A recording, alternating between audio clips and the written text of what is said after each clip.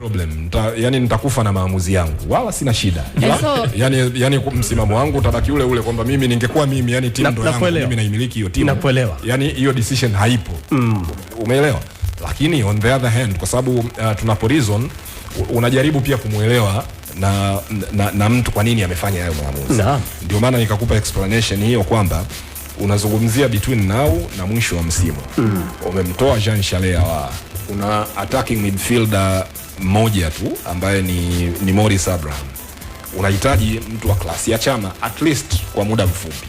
Chama huyu ambaye sio yule wa miaka 6 iliyopita, anaweza bado akakupa at least half of the productivity aliyokuwa anakupa Jean Chalea eneo lingine litakuwa supplemented na watu wengine.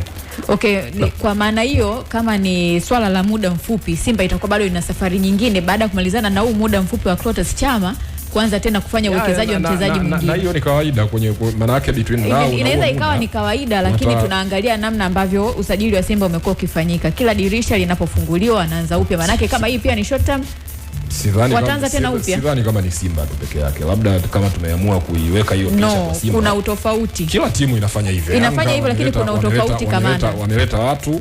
Ngoja kwanza, kuna utofauti mkubwa kwa sababu unaondoa ndani ya muda mfupi, lakini je, ni watu wangapi na kwa lengo lipi? Maana Simba ukiangalia wanapotoa wachezaji wake kila dirisha linapofunguliwa, kwani msimu huu wakati wanaanza walitoa watu wangapi dirisha kubwa?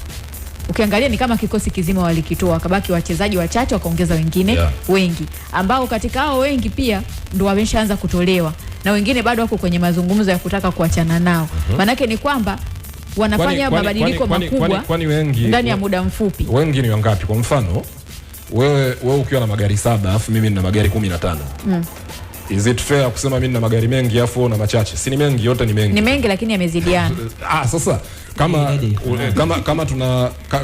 kama lengo ni kupaint tu hiyo picture ya wengi. Sawa, lakini kuna utofauti kati ya kufanya maboresho ya kikosi na kusajili upya, kuanza upya. Kwa Simba wao huwa wanasajili kuanza upya. Sasa unajua kitu kimoja ambacho mimi huwa napenda kusema ni kwamba we are critical kwa viongozi wa timu fulani, lakini tuwe critical while also we are not critical. Ni kitu ambacho kiko hadharani. We are critical. Kwani unaposema kuwa critical unakuwa unafaa umejificha chumbani au uvunguni? Ni hadharani pia. Ndio ninachosema kwamba when we are critical, ama unapotoa opinion, ile opinion lazima iwe fair kwa wewe kuelewa kinachoendelea. Sawa. Tukianza yani usiwabagaze sana viongozi wa upande fulani, alafu wengine huku unawapaka mafuta. Exactly. Ni rahisi kusema kwamba Simba imefanya usajili mkubwa, lakini circumstances za kufanya huo usajili unazijua. Sawa, yani sisi mimi hapa mfano nilivyouliza. Swali la msingi tu kwa kamanda Jeff, kwamba huo usajili unaosema sometimes klabu yani kitu kiko nje. Kwa mfano mtu kama Valentin Nouma amekuja amekwambia anataka kuondoka. Zimbwe naye amepata timu nyingine. That means una wachezaji wawili hapo inabidi waondoke. Ateba naye anapata timu. Una ngoma ambaye timu imeamua kwamba huyu mtu aongezee mkataba wake umeisha. You have to replace that person. Sawa. Kwa hiyo wakati mwingine sio kila mchezaji unapoona kwamba huyu mchezaji kaondoka, huyu amekuja, ni uamuzi wa klabu, yani uamuzi ulianzia kwa klabu. Sometimes mchezaji yeye mwenyewe ndio anapush kwamba bana, mimi sitaki kuelewa, nataka kuondoka. Na lazima ufanye hiyo replacement. Kwa hiyo katika kundi la wachezaji labda 12 ambao wamesajiliwa, utakuta 5 ulikuwa ni usajili wa lazima kwa sababu mtu ameomba yeye mwenyewe. Lakini haibadilishi maana kwamba wameondoka wengi, wanatakiwa waingie wengine na lazima waanze tena upya. I think Jessica hujanielewa. Labda nirudie maelezo yangu polepole ili hapana. Wewe mimi nahisi ndio hujanielewa.